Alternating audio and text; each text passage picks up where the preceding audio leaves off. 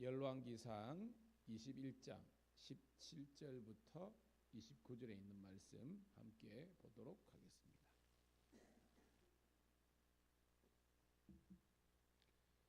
구약성경 열왕기상 21장 17절부터 29절에 있는 말씀 우리 사모하는 마음으로 함께 읽도록 합니다. 시작. 여호와의 말씀이 디셉 사람 엘리야에게 임하여 이르시되 너는 일어나 내려가서 사마리아에 있는 이스라엘의 아방을 만나라. 그가 나봇의 포도원을 차지하려 그리로 내려갔나니 너는 그에게 말하여 이르기를 여호와의 말씀이 내가 죽이고 또 빼앗았느냐 하고 또 그에게 이르기를 여호와의 말씀이 개들이 나봇의 피를 핥은 곳에서 개들이 내 몸의 피도 핥으리라 하였다 하라. 아합이 엘리야에게 이르되 내 대적자여 내가 나를 찾았느냐 대답하되 내가 찾았노라. 네가 네 자신을 팔아 여호와 보시기에 악을 행하였으므로 여호와의 말씀이 내가 재앙을 내게 내려 너를 쓸어버리되 내게 속한 남자는 이스라엘 가운데 매인자나 노인자를 다 멸할 것이요 또 내 집이 느바세 아들 여로보암의 집처럼 되게 하고 아야의 아들 바하사의 집처럼 되게 하리라. 이는 내가 나를 노하게 하고 이스라엘이 범죄하게 한 까닭이니라 하셨고 이세벨에 대하여도 여호와께서 말씀하여 이르시되 개들이 이스라엘 성읍 곁에서 이세벨을 먹을지라.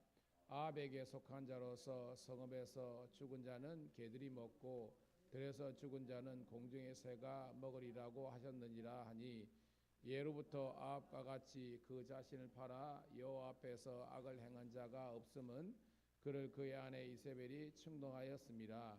그가 여호와께서 이스라엘 자손 앞에서 쫓아내신 아모리 사람의 모든 행함같이 우상에게 복종하여 심히 가증하게 하였더라.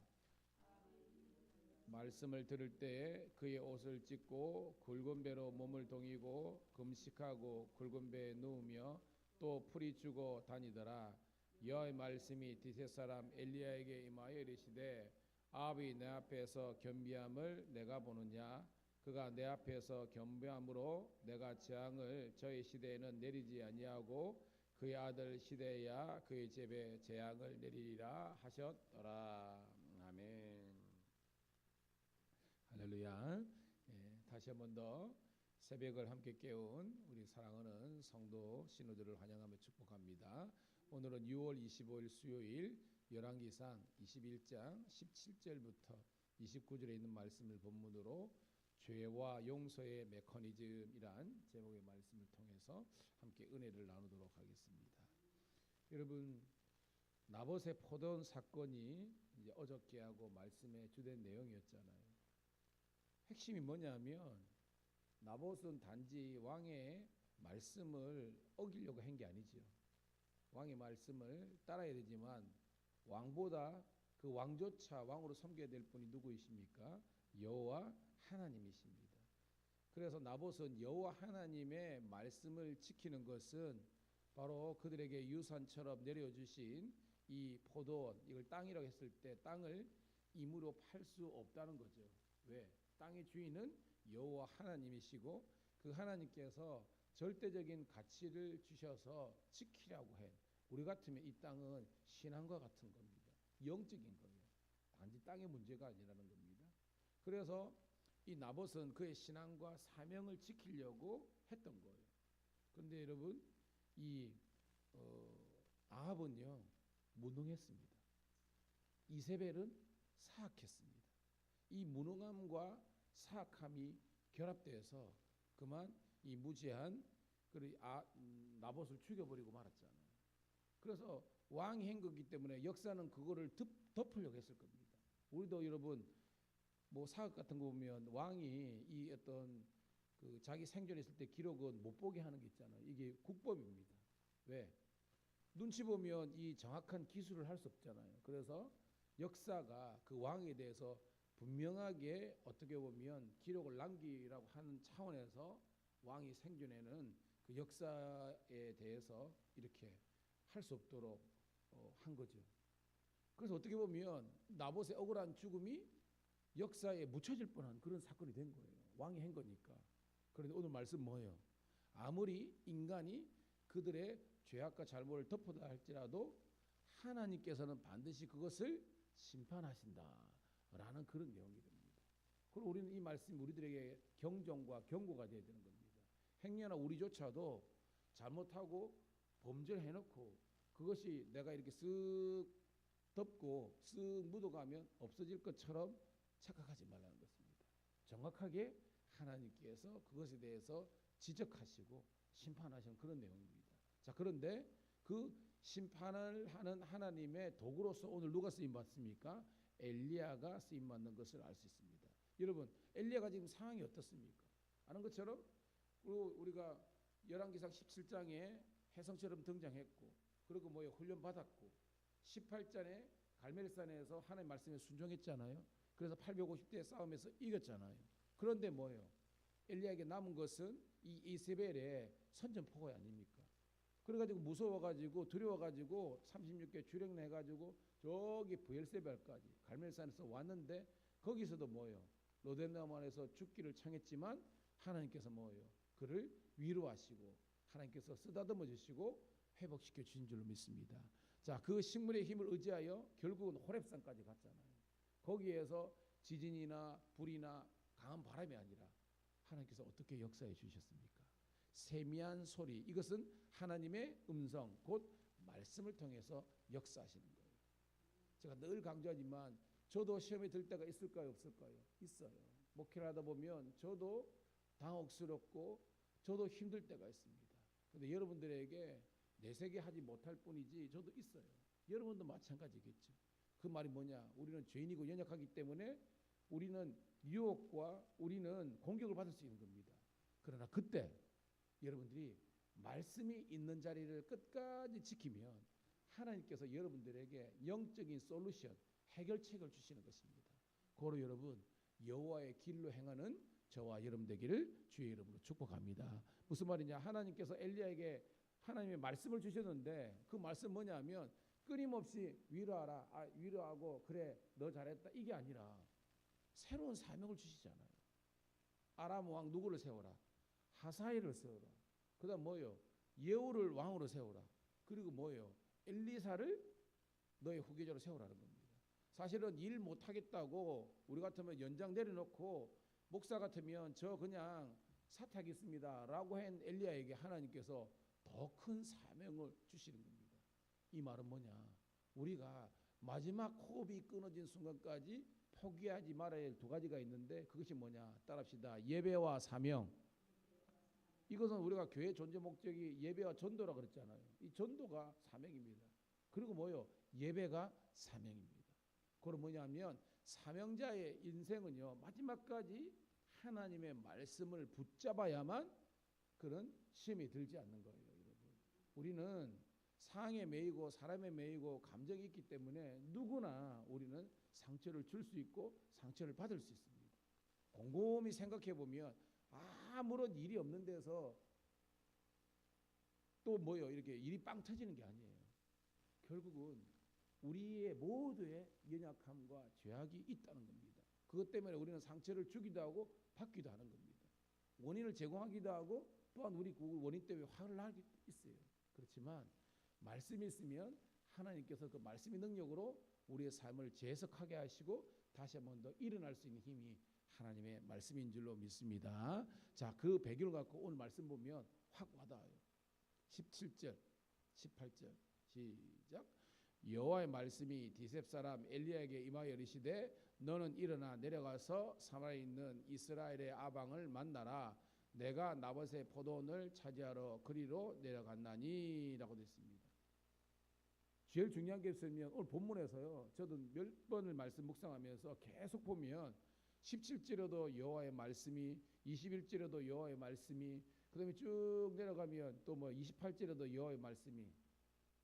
여러분 엘리야는 어떤 사람이라는 겁니까 여러분? 따라합시다. 말씀이 열려있는 사람. 이게 중요한 거예요 여러분. 예.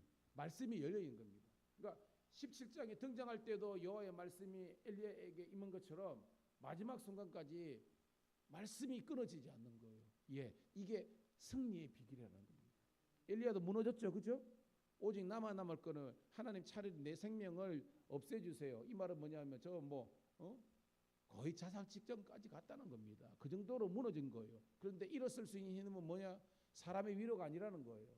하나님의 말씀을 통해서 그에게 위로가 임했고 새로운 사명을 주신 줄로 믿습니다. 누구를 만나려는 거예요? 아방. 지금 여러분 아방이 엘리야를 가만두겠습니까? 아니잖아요. 발각되면 엘리야는 죽는 거예요. 근데 하나님께서 뭐예요? 사지 가는 겁니다. 여러분 사명자는요 때로는 누가 알아주건 못 알아주건 간에 말씀이니까 하나님을 경외하는 마음으로 순종해야 되는 줄 믿습니다. 그러면서요 여러분 19절 읽을게요. 시작. 너는 그에게 말하여 이르기를 여호와의 말씀이 내가 죽이고 또 빼앗았느냐 하셨다 하고 또 그에게 이르기를 여호와의 말씀이 개들이 나봇의 피를 핥은 곳에서 개들이 내 피 곧 내 몸의 피도 핥으리라 하였다 하라. 딱 나오죠. 아합과 이세벨이 행한 그런 사악한 일에 대해서 이야기하잖아요. 너 왜 정말 정직하고 정말로 하나님 보시기에 정말 선한 이 나봇을 죽였느냐? 내가 죽이고 내가 그 포도원을 빼앗았다라고 지금 돌직구를 날리는 겁니다. 그러면서 뭐요? 심판을 선포하죠. 이 나봇에 죽은 그 포도원에서 너도 죽게 될 것이다. 그 운명을 이야기하는 겁니다. 여러분 쉽지 않잖아요. 왜? 칼자루 진 사람이 누굽니까? 아합입니다. 그래서 긋다 대고 하나님의 말씀을 선언하는 거예요. 오늘 여러분 이것이 오늘 이 시대에 살아가는 우리 그리스도인의 모습이 되는 걸 믿습니다. 상황이나 사람 보면 이거 할 수 없는 겁니다. 이거 목숨 걸고 하는 거예요. 그렇습니다, 여러분. 사명은요 죽기까지 우리가 목숨이 우리들에게 정말로 어떻게 보면 사라질 수 있는 위기 가운데서도 말씀을 선언하는 그런 저와 여러분 되기를 소원합니다. 자 이제 만납니다. 만나는 장면 우리 20절 21절입니다. 시작. 아합이 엘리야에게 이르되 내 대적자여 내가 나를 찾았느냐 대답하되 내가 찾았노라. 네가 네 자신을 팔아 여호와 보시기에 악을 행하였으므로 여호와의 말씀이 내가 재앙을 내게 내려 너를 쓸어버리되 내게 속한 남자는 이스라엘 가운데 매인자나 노인자를 다 멸할 것이요 또 내 집이 느바세 아들 여로보암의 집처럼 되게 하고 아이의 아들 바이사의 집처럼 되게 하리니 이는 내가 나를 노하게 하고 이스라엘에 범죄하게 한 까닭이니라 하셨고 라고 했습니다. 자 극적으로 만나게 되죠. 아합이 이야기하는 겁니다. 내 대적자여 네가 나를 찾았느냐. 자기가 잘못해놓고 그 책임을 엘리야에게 지금 어떻게 보면 묻고 있는 거죠. 근데 엘리야는 눈도 깜짝 안 합니다. 진리 안에 있는 자는 불의 앞에서 두려워하지 않는 겁니다. 무슨 소리고 하는 겁니다. 내가 너를 찾았다. 그런데 이야기하는 겁니다. 이 아방 네가 네 자신을 팔아서 여호와 보시기에 악을 행했다는 겁니다. 이 뭘 팔았다는 거죠? 뭘 팔았다는 겁니까? 우리가 요즘 관용적으로 이 양심도 없는 놈 이래 하잖아요.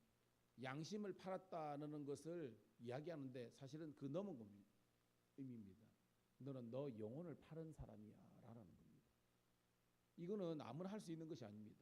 여호와의 종 엘리야가 강신장 엘리야가 이 아방함에서 너는 영혼을 팔아먹은 나쁜 놈이다 라고 하는 겁니다. 그러면서 여호와 보시기에 악을 행하였는데 이 악의 수위가 밑에 보면 여로보암의 집처럼 되게 하고 또 바하사의 집처럼 되게 하는 겁니다. 여러분 알죠? 성경 보면 여로보암의 길로 가면 망한다 하는 겁니다. 근데 이 여로보암의 가문을 멸망시킨 사람이 바하사거든요. 하나님께서 바하사를 들어가지고 여로보암 1세 나 4번째 왕이네요. 이 여로보암의 가문을 멸망시켰는데 바하사가 나중에 뭐예요? 자기도 타락하잖아요. 그럼 뭐예요? 하나님 보시기에 이 대적했던 이 사람들이 정말로 허무하게 죽은 것처럼 너도 그 길로 가게 될 것이다 라고 지금 하나님의 심판을 이야기하는 겁니다. 자 계속해서 23절 24절 시작. 이세벨에 대하여도 여호와께서 말씀하여 이르시되 개들이 이스라엘 성읍 곁에서 이세벨을 먹을지라. 아합에게 속한 자로서 성읍에서 죽은 자는 개들이 먹고 들에서 죽은 자는 공중의 새가 먹으리라 하셨느니라 하니라고 있습니다. 자, 뭐 같은 내용이죠, 그죠? 아합도 정말 이 나봇의 포도원의 이 범죄함 때문에 하나님의 진노를 받아가지고 이 나봇에서 죽게 될 것이고 개들이 그것을 had을 것이다라는 심판을 예언했는데 이세벨도 뭐예요? 그렇게 심판을 동일하게 받게 될 것이다라는 겁니다. 심지어는 이 아합과 이세벨뿐만 아니라 아합에 속한 자 뭐예요? 그 후손들이 다 하나님께서 동일하게 심판하게 될 것이라는 겁니다. 이 말은 하나님께서 어떻게 보면 그 집안 자체를 완전히 멸망시켜 버릴 것이다 라고 이야기하는 거예요. 25절 26절입니다. 시작. 예로부터 아합과 같이 그 자신을 팔아 여호와 앞에서 악을 행한 자가 없음은 그를 그의 아내 이세벨이 충동하였음이라. 그가 여호와께서 이스라엘 자손 앞에서 쫓아내신 아모리 사람의 모든 행음같이 우상에게 복종하여 심히 가증하게 하였더라. 아멘. 자, 객관적으로 지금 아합과 이세벨이 잘못한 것은 뭐예요? 나봇을 죽이고, 그죠? 이 어떻게 보면 선한 사람의 재산을 뺏은 거잖아요. 근데 여러분, 왕이 그 정도는 그 당시에, 그죠?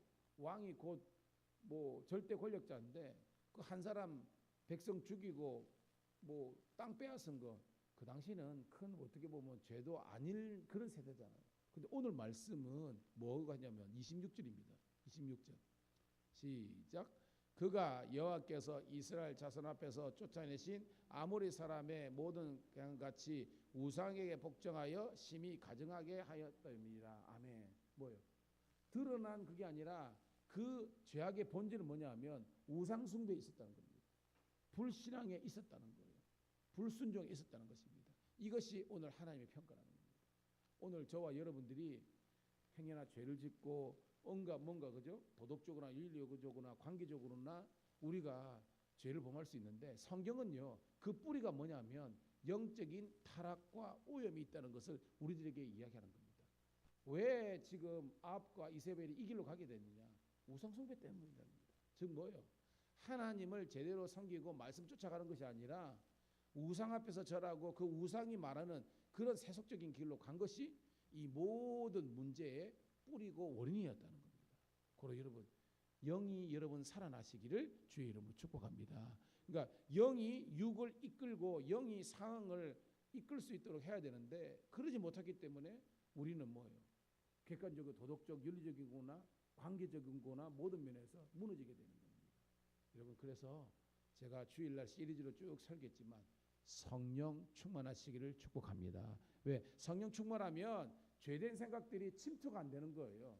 근데 성령이 충만하지 못하면 사단 마귀가 우리들에게 불평하게 만듭니다. 섭섭하게 만드는 겁니다. 우리 사탄 마귀가 여러분 우리를 막 공격하는 겁니다.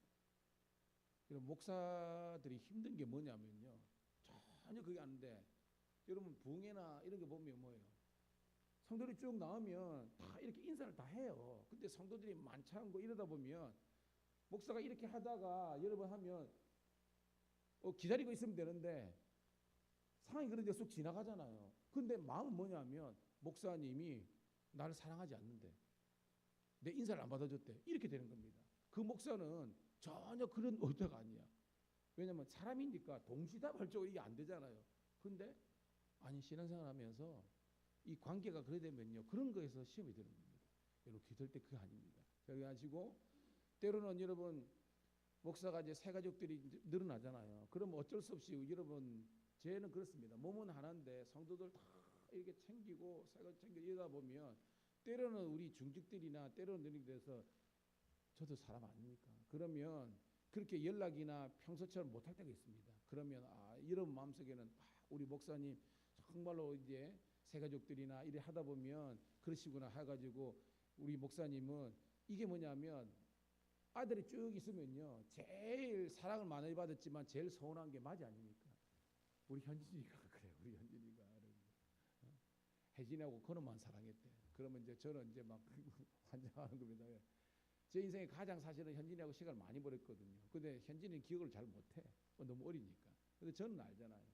둘째, 셋째 혜진이하고 그럴 때는 제 부모 새벽기도 나와가지고 11시, 12시 들어가고요. 하루에 신방을 20건 대하고 막 쉬는 날도 없이.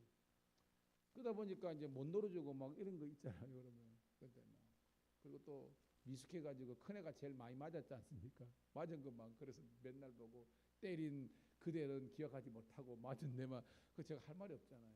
다 그러세요. 그래서 맏형이나 맏딸이 사실은 제일 어떻게 보면 힘든 게 사실이지 않습니까? 인생살이. 그런데 지내놓고 보면 부모님 마음을 깨달을 때가 있잖아요. 예, 그게 성숙입니다.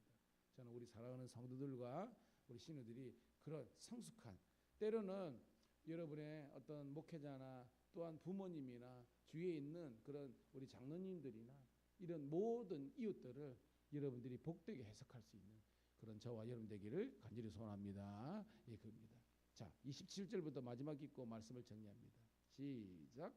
아합이 이 모든 말씀을 들을 때 그의 옷을 찢고 굵은 배로 몸을 동이고 금식하고 굵은 배에 누우며 또 풀이 죽어 따지더라.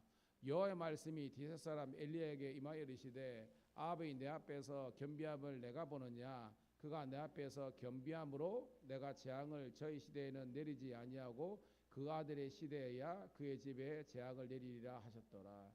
여러분 지금까지 진행되는 상황하고는 전혀 다른 그잖아요. 누가 회개했어요 지금? 근데 하나님께서 용서해 주셨어요 안 했어요? 이게 중요한 거예요.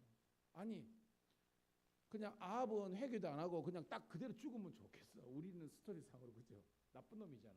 근데 아합 왕이 회개했어요. 이세벨은 회개했다는 기록이 전혀 없습니다. 근데 아합은 회개했습니다. 저는 뭘 느끼냐면 야 그래도 모태신앙이 아닌가 이런 말이 드는 거예요. 그는 정말 망하는 것 같는데 그런 엘리야의 어떤 그 예언의 말씀을 듣고 오늘 말씀 보니까 봐요. 옷을 찢고 말씀을 들을 때는 겁니다. 아합이 이 모든 말씀을 들을 때, 즉 뭐요? 사악한 아합도 엘리야를 통해서 하나님의 말씀을 들으니까 옷을 찢고 굵은 배로 몸을 동이고 금식하고 굵은 배에 누우며 풀이 죽어 있더라. 이 뭐예요? 회개하는 마음을 주신 겁니다. 동일하게 여호와의 말씀이 엘리야에게 임하는 겁니다. 그의 겸비함, 이 겸비함 대신에 뭘 넣을 수 있습니까? 회개함이겠죠. 내가 이 아합의 회개함을 보았노라 하면서 그 당대에는 심판하지 않고 하지만 뭐요? 죄값을 그 다음 세대에게 물리겠다라는 겁니다. 이 말은 하나님께서 심판하시겠다는 것이 방점이 아니라 너도 회개하면 하나님이 구원인 것처럼 너 자식 다음 세대에도 회개하면 하나님의 용서가 임할 것이라는 그런 희망의 말씀이라는 겁니다.